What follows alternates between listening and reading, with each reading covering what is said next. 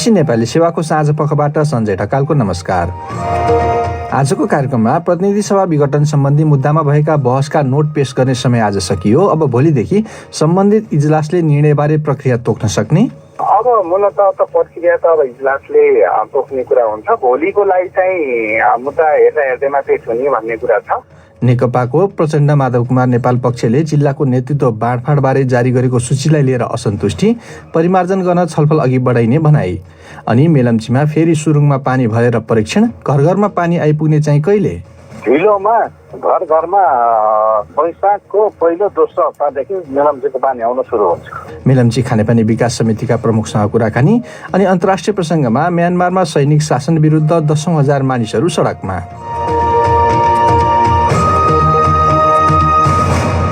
सबभन्दा पहिला प्रमुख विश्व समाचार। शरद केसीबाट समाचार सुन्नुहोस्।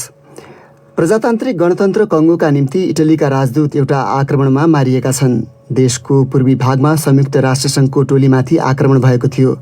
इटलीको विदेश मन्त्रालयले राजदूत लुका एटानाजियो इटलीका एक सैनिक प्रहरी र गाडी चालकसँगै गोली लागेर मारिएको जनाएको छ। इटलीका राष्ट्रपति पियर सान्टी मेटेरेलाले कायर आक्रमण भन्दै त्यसको निन्दा गरेका छन्। नाइरोबीबाट बीबीसीकी क्याथरिन ब्यारोहाङ्गा भन्छन्, कङ्गोको उक्त क्षेत्र निकै असुरक्षित छ। के उनीहरूसँग सुरक्षा प्रबन्ध राम्रो थियो भन्ने प्रश्न उठेको छ। बीबीसी संवाददाताको भनाई। भिरुङ्गा नेसनल पार्कका अधिकारीहरूका अनुसार अपहरणको प्रयत्न स्वरूप आक्रमण गरिएको थियो। रुवान्डा र युगान्डाको सीमामा रहेको उक्त पार्क क्षेत्रमा कैयौँ सशस्त्र समूहहरू सक्रिय छन्। म्यानमारमा 3 साता अघि सत्ता हातमा लिने सैनिक शासकको कदम विरुद्ध सयौं हजार मानिसहरूले शान्तिपूर्ण प्रदर्शन गरेका छन्। निर्वाचित सरकार हटाएका अधिकारीहरूले प्रदर्शन रोक्न चेतावनी दिएका थिए। सरकारी टेलिभिजनमा प्रसारित उसको वक्तव्यमा प्रदर्शनकारीहरूले ज्यान जाने जोखिम बढाएको उल्लेख थियो। प्रमुख चोकहरूमा सैनिक सवारी साधन राखेर अवरोध खडा गरिएको थियो, तर प्रदर्शनकारीहरूले त्यसलाई हटाइदिएका थिए। कु विरुद्ध आह्वान गरिएको आम हडतालमा कामदारहरूले पनि भाग लिएकाले अधिकांश व्यवसाय ठप्प थियो। गत साता 3 जना प्रदर्शनकारीहरू मारिएका थिए भने प्रदर्शनकारी र आन्दोलनमा आर्थिक सहयोग गर्नेहरू सहित 600 भन्दा धेरै मानिसहरू अहिलेसम्म गिरफ्तार गरिएका छन्।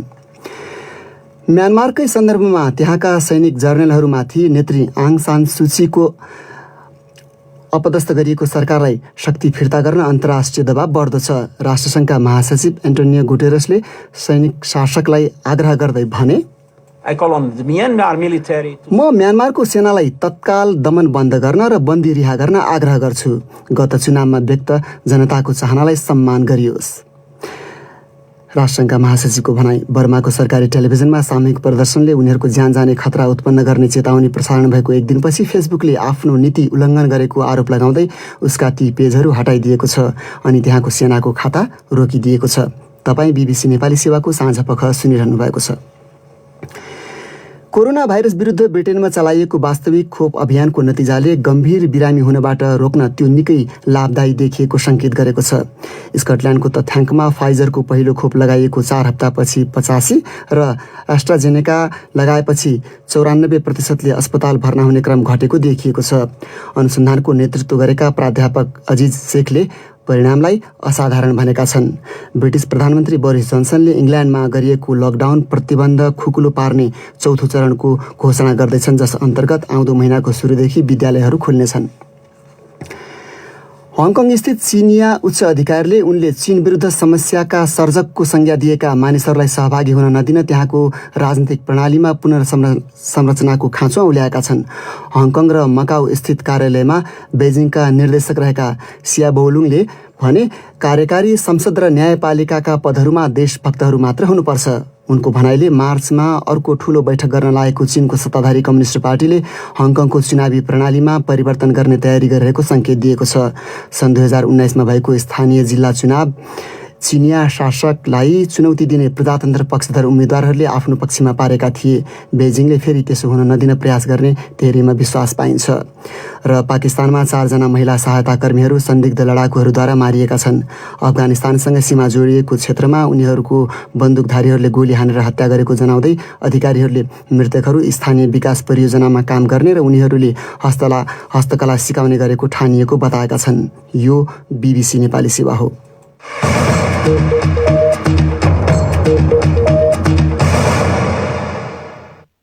साँझ पखमा यहाँलाई स्वागत छ। प्रतिनिधि सभा विघटन विरुद्ध दायर रिट निवेदनमाथि सर्वोच्च अदालतको संवैधानिक इजलासमा भएका बहसका नोट इजलासमा बुझाउने समय सीमा आज सकिएको छ। अब मङ्गलबार इजलासले ती नोटबारे आवश्यक अध्ययन छलफल थाल्ने र त्यसपछि निर्णय सुनाउने बारे इजलासले नै तय गर्ने सर्वोच्चका प्रवक्ताले जानकारी दिएका छन्। एक रिपोर्ट। पुस 5 गते प्रतिनिधि सभाको विघटन भए पश्चात त्यस विरुद्ध परेका रिट निवेदनहरूबारे भएका बहस गत शुक्रबार एमिकस क्युरीको बहस टुङ्गिएपछि सकिएको थियो। लगत्तै प्रधान न्यायाधीश चोलेन्द्र शमशेर राणाले फागुन 11 गतेबाट मुद्दालाई हेर्दैमा राखिने बताएका थिए। सोमबारसम्म बहस नोट झिकाउने समयसीमा आज सकिएको छ। अबको प्रक्रियाबारे सर्वोच्चका प्रवक्ता भद्रकाली पोखरेलले भने, अब मूलत त प्रक्रिया त अब इजलासले तोक्ने कुरा हुन्छ। भोलिको लागि चाहिँ मुद्दा हेर्दैमा पेश हुने भन्ने कुरा छ। त्यो अब बहस नोटहरूको अध्ययन गर्नेदेखि लिएर आधारित छलफल गर्ने लगायतको कुराहरू जुन इजलासले तय गरेको हुन्छ। सामान्यतया अब इजलासले कस्तो तय गर्छ भन्ने कुरा चाहिँ हामी अनुमान गर्दैनौँ। त्यो सब्सिडाइज केसमा इजलासले तय गर्ने र त्यसका लागि कुनै अलरेडी यस्तो खालको स्पेसिफिक खालको प्रोसिड्युर्स भन्दा पनि कुरा कस्तो हुन्छ भने मुद्दाको कन्टेक्स्टमा भर पर्छ, विषयवस्तुको ग्राभिटी कस्तो छ, त्यसले कति समय लिन्छ, यस्तो कुरा चाहिँ हामीले हाइपोथेटिकल्ली भन्न सक्छौँ। भनेपछि त्यो कुरा चाहिँ त्यो प्रक्रिया अथवा निर्णय सुनाउने मितिहरूको बारेमा चाहिँ अब त्यो इजलासले भोलि हेर्दैमा हेरेपछि उसले निर्णय गर्छ। त्यसले इजलासले जे निर्धारण गर्छ त्यही अनुसार हो। हेर्दैको अवस्थामा रहेको मुद्दाको कारबाहीलाई प्राथमिकता दिइने र उक्त मुद्दा नटुङ्गिएसम्म त्योभन्दा तल रहेका अन्य मुद्दा अहिलेको इजलासले नहेर्ने अधिकारीहरू बताउँछन्। पुस 5 गते गरिएको प्रतिनिधि सभा विघटनको सिफारिस विरुद्ध 13वटा रिट निवेदन सर्वोच्च अदालतको संवैधानिक इजलासमा प्रस्तुत भएका थिए। यसअघि यसै साता सर्वोच्चको फैसला आउन सक्ने कतिपय नेताहरूले बताएका थिए। यसबीच आज नेपाली सेनाका प्रधान सेनापति पूर्णचन्द्र थापाले सर्वोच्चमा गएर प्रधान न्यायाधीश चोलेन्द्र शमशेर राणालाई भेटेको विषयबारे कतिपयले चर्चा गरिरहँदा सर्वोच्चका प्रवक्ताले त्यो नितान्त सेनाको जमिन सर्वोच्चले नयाँ भवन बनाउन प्रयोग गर्ने गरी भएको यसअघिको सरकारी निर्णयको बारेमा रहेको जानकारी दिएका छन्। अब अर्को विषय। नेपाल कम्युनिस्ट पार्टीको प्रचण्ड माधव कुमार नेपाल पक्षले सार्वजनिक गरेको 68वटा जिल्लाको नेतृत्वको सूचीलाई लिएर असन्तुष्टि प्रकट भएपछि त्यसलाई परिमार्जन गर्न छलफल अघि बढाइएको नेताहरूले बताएका छन्। सोमबार अपराह्न अध्यक्ष द्वयको हस्ताक्षरमा 7वटै प्रदेशका विभिन्न जिल्लाका अध्यक्ष र सचिव चयन गरी जिम्मेवारी दिइएको जानकारी गराइएको थियो। तर उक्त सूची सार्वजनिक भएको केही घण्टामै त्यसलाई मिलाउन दुवै अध्यक्षले छलफल थालेको नेकपाका कार्यालय सचिवले बीबीसीलाई बताएका छन्। फणिन्द्र दाहालको रिपोर्ट सुनौ। अध्यक्ष द्वय प्रचण्ड र माधव कुमार नेपालले जारी गरेको सूचनामा माघ 1 र 2 गते बसेको स्थायी कमिटीको बैठकले केन्द्रीय सचिवालयलाई अधिकार प्रत्यायोजन गरे अनुसार 68 जिल्लामा अध्यक्ष र सचिव नियुक्त गरिएको उल्लेख गरिएको थियो। पार्टीलाई एकताबद्ध बनाएर अघि बढाउन निर्देशन दिइएको उक्त सूचीमा बाँकी जिल्लामा प्रदेशका पदाधिकारीहरूले यथाशीघ्र सिफारिस गर्ने उल्लेख गरिएको छ। पछिल्लो नियुक्तिको आधारबारे बीबीसीले प्रश्न गर्दा पूर्व माओवादी पृष्ठभूमिका कैयौँ नेताहरूले प्रतिक्रिया दिन अस्वीकार गरेका थिए। तर अपराह्न नेकपाका कार्यालय सचिव समेत रहेका पूर्व माओवादी नेता श्रीराम ढकालले उक्त सूची अन्तिम नभएको बीबीसीलाई बताए। उनका अनुसार त्यसमा केही मिलाउनु पर्ने भएकाले परिमार्जन गर्न दुवै अध्यक्षहरूले छलफल गरिरहेका छन्। उनी भन्छन्, प्राविधिक रूपमा मिलाउनु पर्ने भयो, केही नामहरू सच्याउनु पर्नेछ, सच्याएर मात्रै त्यसलाई अन्तिम रूप दिइन्छ। दुवै अध्यक्ष बसेर त्यसलाई हेरिरहनु भएको छ। उनले उक्त प्रयासले कहिले अन्तिम रूप पाउने यकिन भन्न सकेनन्। पूर्व एमाले पृष्ठभूमिका नेकपाका अर्का कार्यालय सचिव गङ्गालाल तुलाधरले जिल्ला नेतृत्व छिटो चयन गर्नुपर्ने कुरा उठेको र दुवै अध्यक्षले हिजो त्यसबारे कुराहरू टुङ्गाएको भनिए पनि आफूलाई पछिल्लो परिस्थिति थाहा नभएको प्रतिक्रिया दिए। उनले भने, केही सचिनुपर्ने भन्ने कुरा आएको मैले पनि अनौपचारिक ढङ्गले थाहा पाएको हुँ। औपचारिक रूपमा मलाई केही जानकारी छैन। नाम उल्लेख नगर्ने शर्तमा कतिपय नेताहरूले चाहिँ पूर्व एमाले र पूर्व माओवादी दुवै पक्षलाई बराबर हैसियत दिँदै साङ्गठनिक संरचनालाई पूर्णता दिने पछिल्लो विषयले विवाद उब्जाएको उल्लेख गरेका छन्। दुवै अध्यक्षले आइतबार अन्तिम रूप दिएको मापदण्डमा प्रदेश र जिल्लाका इन्चार्ज, सह इन्चार्ज एवं पार्टी कमिटी तथा जनसङ्गठनका पदाधिकारीहरूमा सामान्यतया साबिकको जुन पक्षबाट रिक्त भएको हो त्यही पक्षबाट पूर्ति गर्ने सहमति भएको एक नेताले बताए। त्यसो गर्दा दुवै पक्षबाट पार्टी कमिटी तथा जनवर्गीय सङ्गठनका विभिन्न तहमा पदाधिकारी र सदस्य सङ्ख्या 50-50% हुने गरी मिलाउने उल्लेख गरिएको 9 बुँदे मापदण्डमा दुवै अध्यक्षले हस्ताक्षर गरी केन्द्रीय सदस्यहरूलाई सर्कुलर गरेका थिए। यसअघि 2074 सालमा तत्कालीन नेकपा एमाले र नेकपा माओवादी केन्द्रबीच पार्टी एकीकरण हुँदा 60-40 को अनुपातमा जिम्मेवारी बाँडफाँड गरिएको थियो। यसपटक पार्टी विभाजन हुँदा प्रधानमन्त्री ओलीको पक्षमा जाने अधिकांश नेताहरू एमालेको पृष्ठभूमिको रहेको भन्दै कतिपय पूर्व माओवादी नेताहरूले साङ्गठनिक एकता गर्दा आफ्नो पक्षलाई बढी महत्त्व दिइनुपर्ने ठानेको बताइन्छ। उक्त रिपोर्ट प्रस्तुत गर्दै थिए फणिन्द्र दाहाल। काठमाडौँको खानेपानी समस्या समाधान गर्न भनेर निर्माणाधीन मेलम्ची आयोजनाको 27 किलोमिटर लामो सुरुङमा आजदेखि पानी भराएर परीक्षण गर्ने काम फेरि थालिएको छ। गत असारमा पनि यस्तै परीक्षण थालिएको केही दिनमै दुर्घटना भएको बेला 2 जनाको ज्यान गएपछि परीक्षण थाँतिरहेको थियो। यसै सन्दर्भमा मैले मेलम्ची खानेपानी विकास समितिका कार्यकारी निर्देशक तिरेश प्रसाद खत्रीलाई सम्पर्क गरी यसपटक फेरि दुर्घटना नहोस् भनेर के कस्ता सावधानी अपनाइएको छ भनेर सोधेको थिएँ। त्यसमा असार 21 गतेदेखि हामीले परीक्षण सुरु गरेको असार 30 गते अचानक त्यो दुर्घटना हुन पुग्यो होइन। अब त्यसपछि हामीले के गर्यौँ भन्दाखेरि हामीले आफैले पनि अध्ययन गर्यौँ, आफ्ना आफ्ना विज्ञहरूबाट पनि अध्ययन गरायौँ। त्यसको अलावा स्वतन्त्र इन्डिपेन्डेन्ट टेक्निकल टिमबाट अब त्यो चाहिँ जर्मन फिसनर्सलाई इन्गेज गराएर कमजोरी त्यसबाट हामीले गरेको उसबाट भन्ने कुरा चाहिँ उहाँले एउटा रिपोर्ट दिनुभएछ। त्यो अनुसार उहाँले पोइन्ट आउट गरेका सुधारहरू गरेर त्यो अनुसार चाहिँ रिफिलिङ गरेको।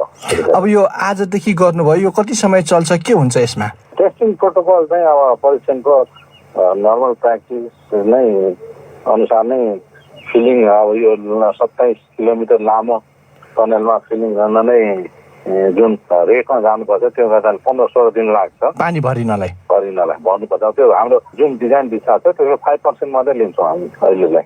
अनि त्यो पानी भरिँदाखेरि तपाईँले के हेर्नुहुन्छ त? कतै लिकेज छ कि भनेर हेर्ने हो कि के हेर्ने हो? कतै लिकेज छ कि होइन, कतै कुनै सोर्स सुक्यो होइन, कुनै नयाँ सोर्स उत्पन्न भयो कि कहीँबाट पानी थप आयो अथवा आइरहेको पानी थप आयो अथवा कुनै नयाँ ठाउँबाट पानी आयो अथवा आइरहेको सोर्स चाहिँ पानी सुक्यो कि लगायत विभिन्न कारणहरू विभिन्न कुरोहरू चाहिँ हेर्छौँ हामी। अनि यो परीक्षण चाहिँ 2 महिना जान्छ। अनि त्यसपछिको चाहिँ के हुन्छ?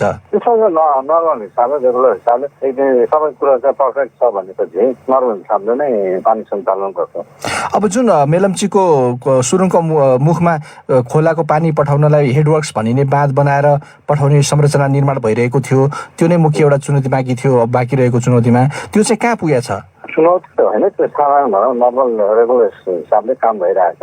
त्यो जनवरी एन्डसम्म सिद्धिनु पर्थ्यो निर्माण सम्झौतामा। अब कोभिड लगाएर विविध कारणले उसले गर्न सकेन प्रणालीले। अब 1-1.5 महिनामा चाहिँ उसले बढीमा 1.5 महिनाभित्र काम सम्पन्न गर्छ। भनेपछि त्यतापट्टिको काम पनि 1.5 महिनामा सिद्धिन्छ, यो पनि 2-3 महिनामा परीक्षणको पनि काम सिद्धिन्छ। त्यसपछि चाहिँ घर घरमा धारमा आउने नै चरण होइन त? अब हामी त्यो उसमा चाहिँ विश्वस्त छौँ। अब यो वितरणको पाइप बिछाएको त्यो भनौँ न सडकहरूमा खनेर बिछाएको त्यो सबै चिजहरूको परीक्षण भएको छ त? त्यतापट्टि त्यो कतिको काम गरिरहेछ भन्ने कुराहरू छैन। त्यो पनि पाइपहरू बिछाएका पाइपहरूमा होइन कि सुन्दरजला बस्ती जुन ट्रिटमेन्ट प्लान्ट छ एउटा कम्प्लिट भएको 3 वर्ष भइसक्यो, अर्को भर्खरै 6-7 महिना अगाडि कम्प्लिट भयो, त्यसको पनि टेस्टिङ परीक्षण भएको छैन। त्यो लगायतका चाहिँ बिछाएका पाइपहरूको पनि परीक्षण गर्नुपर्ने हुन्छ। त्यसैले हामीले एउटा विकल्प के हुनसक्छ भनेको चाहिँ हामीले 15-16 दिन सुन्दरजला पानी ल्याइसकेपछि त्यो अब टेस्टिङको लागि फर्दर चाहिँ 1 महिना 2 महिना चाहिँ टेस्टिङ गरेर त्यसपछि मात्रै एम्प्टिङ गर्ने कि भन्ने पनि एउटा विकल्प छ। सुरुमा जुन पानी भरेको छ त्यसैलाई परीक्षणमा प्रयोग गर्ने कि भन्ने? त्यसलाई 1-2 महिना भनेर कन्टिन्यू ब्रेक नगरिकन 1-2 महिना चाहिँ कन्टिन्यू गर्ने। त्यो कन्ट्र्याक्चुअल इस्युहरू पनि आइसकेको छ। पाइपलाइन बिछाएको 2-3 वर्ष भइसक्यो, कन्ट्र्याक्ट काम सिद्धिसक्यो, उनीहरू अब्लिगेसन पुरा भएको छैन कन्ट्र्याक्टरको। हाम्रो कारणले उनीहरूको अब्लिगेसन पुरा भएको छैन, पानीको हामीले दिन सकेका छैनौँ। उनीहरूले चाहिँ ट्रायल रन गरेर देखाउनु पर्ने हुन्छ। लिकेज भएको छैन यताउता कुराहरू उनीहरूको अलगै भन्ने कन्डिसनहरू चाहिँ फुलफिल गर्नुपर्ने हुन्छ, त्यो भएको छैन। त्यसैले एउटा विकल्प चाहिँ के हुनसक्छ भने पानी चाहिँ सुन्दरजलमा झरिसकेपछि पनि 1-1.5 महिना कन्टिन्यू गर्ने, त्यो सबै कुरा परीक्षण गरेर अनि चाहिँ एम्प्टिङ गर्ने पनि एउटा विकल्प हुनसक्छ। त्यो विषयमा भनौँ एउटा छलफल अथवा जारी नै छ, कसरी जाने भन्ने कुरो चाहिँ बाँकी नै। अन्त्यमा तिरेशजी, अब आजको दिनमा जति काम सिद्धिएको छ त्यसको आधारमा भन्नुपर्दा चाहिँ मेलम्चीको पानी कहिले आइपुग्छ त? होइन, अब मैले भने एउटा 2टा हिसाबले अहिले हामी सोचिराखेका छौँ। र ढिलोमा घर घरमा वैशाखको पहिलो दोस्रो हप्तादेखि मेलम्चीको पानी आउन सुरु हुन्छ। उनी थिए मेलम्ची खानेपानी विकास समितिका कार्यकारी निर्देशक तिरेश प्रसाद खत्री। अब पालो श्रोता प्रतिक्रियाको। प्रस्तुत गर्दैछन् साथी सृजना श्रेष्ठ र कमल परियार।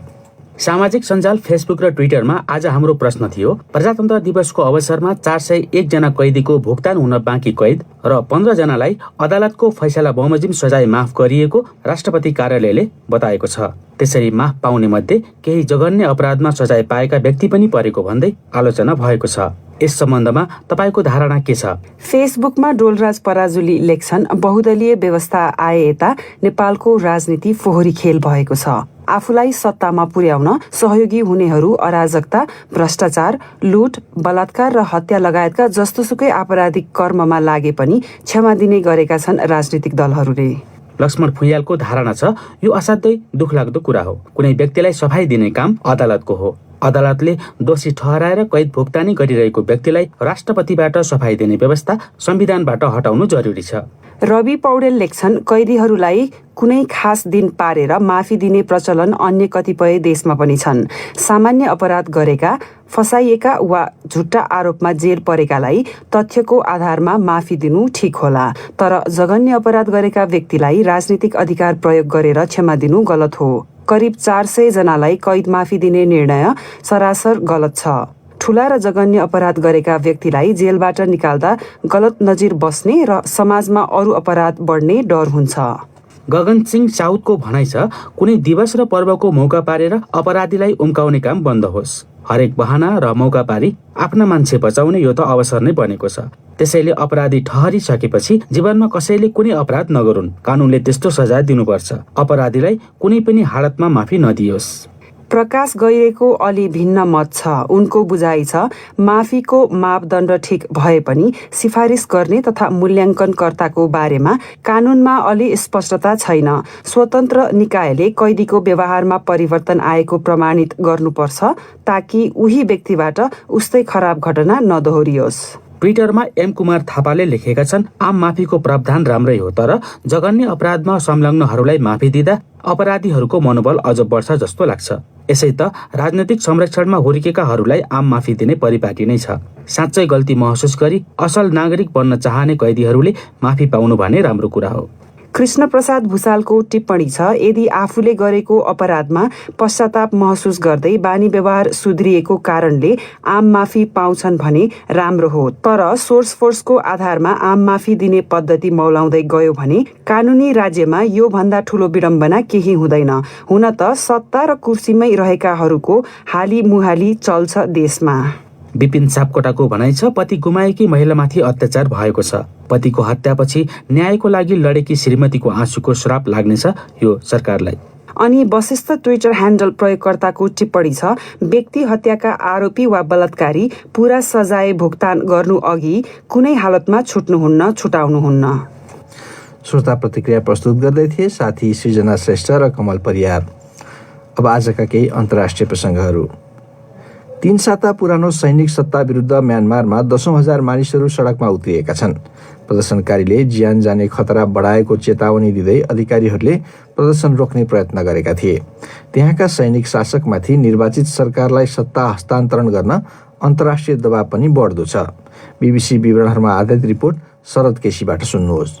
निर्वाचित सरकार अपदस्थ गरेर सत्ता हातमा लिएको सैनिक सरकारका अधिकारीहरूको चेतावनीका बीच म्यानमारका ठूला सहरदेखि ग्रामीण नगरका सडकहरू प्रदर्शनकारीहरूले भरिएका थिए र ती प्रदर्शनहरू शान्तिपूर्ण रहे।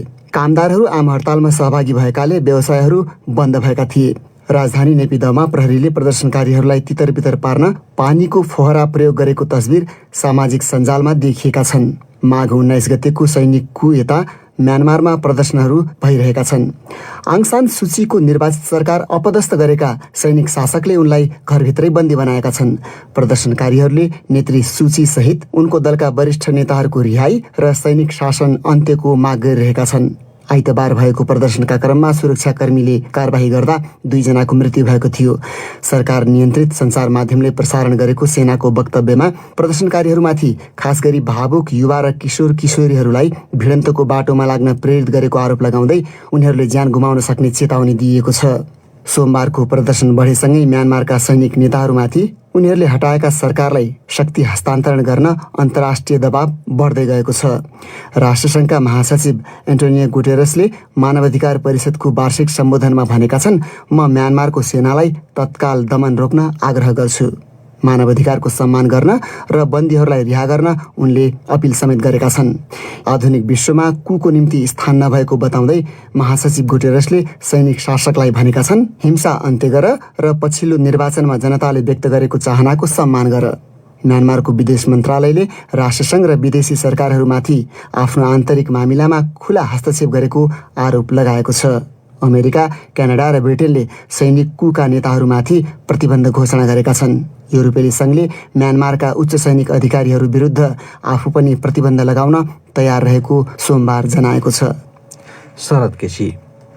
भारत र चीनले दुई देशबीच विवादित हिमालय क्षेत्रको सीमाबाट सेना फिर्ता गर्ने कार्य पूरा गरेको भारत सरकारले जनाएको छ। भारतीय रक्षा मन्त्रालयले प्रकाशित गरेको एउटा विज्ञप्तिमा पाङ्गोङ सो ताल क्षेत्रबाट सैनिकहरू फिर्ता हुने कार्य शनिबार सम्पन्न भएको उल्लेख गरिएको छ। बीबीसी विवरणहरूमा आधारित एक रिपोर्ट सुनौ। गत जुन महिनामा उक्त क्षेत्रमा दुई देशका सैनिकहरूबीच भएको हिंसात्मक भिडन्तमा 24 सैनिकको मृत्यु भएको थियो। दुवै पक्षले लाइन अफ एक्चुअल कन्ट्रोल वा वास्तविक नियन्त्रण रेखा भनेर चिनिने सीमाको अन्य क्षेत्रमा पनि तनाव कम गर्न काम गर्ने बताएका छन्। फेब्रुअरी 11 तारिकमा चीन र भारतले उक्त ताल क्षेत्रबाट सेना फिर्ता गर्ने घोषणा गरेका थिए। शनिबार दुवै पक्षका कमान्डरहरूले उक्त कार्य कसरी भइरहेको छ भन्ने हेर्न भेटवार्ता गरेका थिए। त्यस पश्चात जारी वक्तव्यमा अग्रपङ्क्तिमा रहेका सैनिकहरूलाई फिर्ता गर्नु एउटा महत्त्वपूर्ण कदम भएको जनाइएको छ। त्यस्तै यो लाइन अफ एक्चुअल कन्ट्रोलको पश्चिमी क्षेत्रमा बाँकी रहेका समस्याहरू समाधानका लागि पनि राम्रो आधार बन्न सक्ने वक्तव्यमा उल्लेख छ। यो चरणमा प्रवेश गर्नका लागि कमान्डरहरूले 9 चरणका वार्ताहरू गरेका थिए। वक्तव्यले सीमाको अर्को क्षेत्रमा तनाव रहेको स्वीकारेको छ र वार्ता जारी राख्ने आशा व्यक्त गरेको छ। उक्त क्षेत्रमा गत जुनमा भएको हिंसात्मक झडपमा 20 जना भारतीय सैनिकको ज्यान गएको थियो। चीनले गत साता उक्त घटनामा आफ्ना 4 सैनिकको पनि मृत्यु भएको स्वीकारेको थियो। सेना फिर्ता गर्ने निर्णय गर्नुअघि सीमा वारपार दुई देशका सैनिकहरू तैनात थिए। त्यहाँ महिनौदेखि तनाव कायम थियो र उक्त क्षेत्रमा दुवै देशले ठूलो संख्यामा सैनिक परिचालन गर्दा चिन्ताहरू व्यक्त गरिएका थिए। भारत र चीन बीच सीमामा लामो समयदेखि तनाव हुँदै आएको छ। दुई देशबीच सन् 1962 मा युद्ध पनि भएको थियो। त्यसमा भारत नराम्ररी पराजित भएको थियो। चीनले आफ्नो 38,000 वर्ग किलोमिटर क्षेत्र ओगटेको भारतको आरोप छ। सीमाबारे दुई पक्षले 3 दशकमा पटक पटक वार्ता गरेका भए पनि कुनै दिगो समाधान फेला पारेका छैनन्। गत वर्ष मे महिनामा दुई देशका सेनाबीच सिक्किमको सीमामा पनि हात हालहाल भएको थियो। तपाईँ नेपालका 350 भन्दा बढी एफएम स्टेसनहरूबाट बीबीसी नेपाली सेवा सुनिरहनु भएको छ। हाम्रो कार्यक्रम तपाईँ हाम्रो वेबसाइट www.bbcnepali.com मा गएर आफूले चाहेको समयमा पनि सुन्न सक्नुहुन्छ। अब अन्त्यमा देशभित्रकै एउटा प्रसङ्ग। नेपालमा महिलाहरूका लागि धेरैवटा कानुन भए पनि धेरै कम महिलाहरू मात्र ती कानुनी व्यवस्थाबाट लाभान्वित भएको बताइन्छ। कानुनी ज्ञानको अभावका कारण उनीहरूमाथि हिंसा बढिरहेको जानकारहरू बताउँछन्। विद्यमान कानुन र त्यसमा भएका परिवर्तनको प्रचार प्रसारमा सरकारी गैर सरकारी निकायहरूले पर्याप्त तदारुकता नदेखाउँदा कानुनको पहुँचको सवालमा महिलाहरू धेरै पछि परेको कानुनकर्मीहरू बताउँछन्। सामाजिक संरचना र आर्थिक रूपमा परनिर्भरता तथा प्रतिकूल वातावरणका कारण पनि धेरै महिलाहरू हिंसा सहन बाध्य रहेको जानकारहरू बताउँछन्। थप चर्चा मतिना त्वानाबासुबाट। निरक्षर मात्र होइन, साक्षर महिलाहरू पनि आफू अन्यायमा पर्दा कानुनी सहायता लिने सवालमा पछि परेको देखिन्छन्। कतिलाई मुद्दा दर्ता गर्न कहाँ जाने, कसलाई भन्ने, पैसा कति लाग्छ, कोसँग के कुरा गर्ने भन्ने जानकारी हुँदैन। त्योभन्दा पनि महत्त्वपूर्ण कुरा आफूमाथि भइरहेको हिंसाको कानुनी उपचार छ भन्ने जानकारी नै नहुनु रहेको अधिवक्ता सबिन श्रेष्ठ बताउँछन्। लैङ्गिक हिंसाको लागि हामीसँग धेरैवटा विशेष कानुनहरू छ, जस्तो घरेलु हिंसा सम्बन्धी कानुन छ, मानव बेचबिखन सम्बन्धी कानुन छ, बोक्सीको नाममा दिने यातना सम्बन्धी कानुन छ, अहिले तेजाब सम्बन्धी कानुन आएको छ र अध्यादेशकै रूपमा चाहिँ केही यो यौनजन्य हिंसा सम्बन्धी कानुनहरू पनि आएको छ। तर कानुन चाहिँ के आएको छ भन्ने इन्फर्मेसनहरू चाहिँ त्यो हिसाबले गइरहेको चाहिँ छैन। कानुनको जानकारी नपाएको स्थितिमा चाहिँ जुन कानुनले दिनुपर्ने फाइदाहरू हो त्यसबाट महिलाहरू चाहिँ वञ्चित भइराख्नु भएको स्थिति चाहिँ छ। सैलुङकी 36 वर्षीय महिला आफ्नो श्रीमानले हालसालै दोस्रो विवाह गरेको बताउँछिन्। बहुविवाह बारेको कानुन बारे सोद्धा कति पनि जानकारी नभएको बताउने उनी आफ्नै बहिनी सौता बनेर आउँदा आफ्नो र आफ्ना 4 सन्तानको बिचली भएको सुनाउँछिन्। छैन छ भन्दै किन भन्नु थाहा छैन कि मलाई उति साह्रो थाहा नै हुँदैन। म यस्तोमा हिँड्दा नि घरमा मात्रै काम गरिरहने अनि वस्तुहरू चराउने त्यति नपढेपछि केही थाहा हुँदैन कि। काठमाडौँकी दिपालाई पति विरुद्ध मुद्दा हाल्दा सिङ्गो परिवारबाट अपहेलित र बहिष्कृत हुने चिन्ता छ। समाजले पनि हेयको दृष्टिकोण राख्ला भन्ने चिन्ता छ। एक्लो भई अरू असामाजिक तत्त्वबाट असुरक्षित हुने चिन्ता पनि छ। यिनै कारण हरेक दिन आफ्नै श्रीमानले गर्ने हिंसा आफ्नो भाग्य ठानेर बाँचिरहेको उनी बताउँछिन्। तर त्यसरी सहेर बसेकै कारण कतिपय महिलाहरूले अकालमा मृत्युवरण गर्नु परेको उदाहरण सुनाउँदै कानूनकर्मी शर्मिला श्रेष्ठ महिलाहरूलाई कानूनको सहायता लिने वातावरणको सुनिश्चितता गर्न पर्नेमा जोड दिन्छन्। प्रहरीका उजुर गर्न जानु पर्यो भने, अदालतमा जानु पर्यो भने राम्रो व्यवहार गर्नु पर्यो, सहज रूपमा उजुरीलाई स्वीकार दिनु पर्यो, अनि इन्भेस्टिगेसनका प्रक्रियाहरूमा सहजता आउनु पर्यो, सजिलोपन हुनु पर्यो, अनि घर परिवारले पनि सपोर्ट गर्नु पर्यो। महिला विरुद्ध हुने घटनाहरू पनि समाजको घटना हो, यसले समाजमा नराम्रो छाप छोड्छ, कालान्तरमा गएर त राष्ट्रिय विकासमा समेत असर पर्छ भनेर एउटा राष्ट्रिय इस्युको रूपमा पनि लिन सक्नु पर्यो त्यसलाई। नेपालमा बिना शुल्क पनि मुद्दा हेरिदिने थुप्रै संस्थाहरू रहेको बताइन्छ। तर पढे लेखेका महिलाहरू समेत त्यस्ता सुविधाबारे अनभिज्ञ भएको बताउने काठमाडौँ महानगरपालिका वडा नम्बर 3 की वडा समिति सदस्य शर्मिला परियार आफ्नो वडा मातहतका महिलाहरूलाई कानूनी ज्ञान दिने कार्यक्रमको आयोजना गर्न लागेको बताउँछिन्। पढे लेखेकै भए पनि कानुन थाहा भएर पनि उनीहरूलाई चाहिँ त्यो हिंसा चाहिँ कति भइरहेको हुँदो रहेछ भन्ने कुरा चाहिँ महसुस गर्यौँ कि हामीले। तरिकाले चाहिँ हामीलाई समस्या परेको छ भनेर निजना आउँदाखेरि उहाँहरू त्यो फ्यामिलीमा गएर भन्दाखेरि उहाँहरू कति पछाडि परिरहेको हुन्छन्। त्यस्तो अवस्थामा के गर्ने त? सानो चाहिँ हिंसा पनि मान्छेलाई त ओहो यसो गर्नुपर्ने छ एउटा पावर आउँछ नि, हो त्यस्तो जोगाउनको लागि भए पनि त्यस्तो किसिमको ट्रेनिङ दिनुपर्छ कि जस्तो लाग्यो। मुद्दा लड्दा ठूलो रकम आवश्यक पर्छ। कामकाजी महिलालाई तारिख धाउन कठिन हुन्छ। नोकरी गर्ने कि सन्तानको हेरचाह गर्ने भन्ने हुन्छ। कतिपय महिलाहरू मुद्दा दर्ता गरेपछि असुरक्षित पनि हुने गर्छन्। राष्ट्रिय महिला आयोगकी प्राविधिक सल्लाहकार पलिता थापा यिनै विविध कारणले पनि महिलाहरू न्यायको नजिक पुग्न कठिन भएको बताउँछिन्। कानूनी जानकारी दिने सवालमा पनि विभिन्न संघ संस्थाहरू क्रियाशील रहेको उनको भनाइ छ। सेल्टर पनि दिन्छौँ 6 महिनासम्मको लागि। यदि काठमाडौँ, ललितपुर, भक्तपुर, नुवाकोट कुनै नजिकको जिल्ला हुनुहुन्छ भने त्यो बाहेक हामी मनोपरामर्शको लागि उहाँहरूले हामीलाई 11:45 मा फोन गर्न सक्नुहुन्छ। यहाँ आएको बेलामा चाहिँ हामी काउन्सिलर 2 जना हुनुहुन्छ। साइकियाट्रिस्ट चाहिन्छ भने त्यो सपोर्ट पनि हामी गर्छौँ। ल्याबसँग पनि समन्वय गरेका छौँ, प्लस जिल्ला बाहिरको केसको लागि चाहिँ जिल्ला बारसँग पनि समन्वय गरेका छौँ। मिलेर बस्नु, सहेर बस्नुको सट्टा उचित कानूनी प्रक्रियामा अघि बढ्नु भन्ने सल्लाह दिने जमात जबसम्म समाजमा बढ्दैन तबसम्म धेरै महिलाहरू जस्तै राम्रा कानून भए पनि त्यसबाट लाभान्वित हुन नसक्ने जानकारहरू बताउँछन्। मतिना त्वानाबासु, BBC काठमाडौँ। अब अन्त्यमा प्रमुख विश्व समाचार शीर्षकहरू। प्रजातान्त्रिक गणतन्त्र कङ्गो स्थित इटलीका राजदूतको देशको पूर्वी भागमा संयुक्त राष्ट्रसङ्घको टोलीमाथि भएको आक्रमणमा मृत्यु भएको छ। म्यानमारको सैनिक शासन विरुद्ध सयौं हजार मानिसहरूले शान्तिपूर्ण रूपले सडक प्रदर्शनमा भाग लिएका छन्। त्यहाँका सैनिक जर्नेलहरूमाथि अपदस्थ गरिएको सरकारलाई शक्ति फिर्ता गर्न अन्तर्राष्ट्रिय दबाव बढ्दो छ। कोरोना भाइरस विरुद्ध ब्रिटेनमा चलाइएको वास्तविक खोप अभियानको नतिजाले गम्भीर बिरामी हुनबाट रोक्न त्यो निकै लाभदायी देखिएको सङ्केत गरेको छ। अमेरिकाको सर्वोच्च अदालतले कर फिर्ता नगर्ने र आर्थिक कारोबारको हर हिसाब हस्तान्तरण नगर्ने पूर्व राष्ट्रपति डोनाल्ड ट्रम्पको एउटा प्रयास अस्वीकार गरिदिएको छ। हङकङ स्थित चिनिया उच्च अधिकारीले उनले चीन विरुद्ध समस्याका सर्जकको संज्ञा दिएका मानिसहरूलाई सहभागी हुन नदिन त्यहाँको राजनीतिक प्रणालीमा पुनर्संरचनाको खाँचो औल्याएका छन् र पाकिस्तानमा 4 जना महिला सहायता कर्मीहरू संदिग्ध लडाकुहरूद्वारा मारिएका छन्।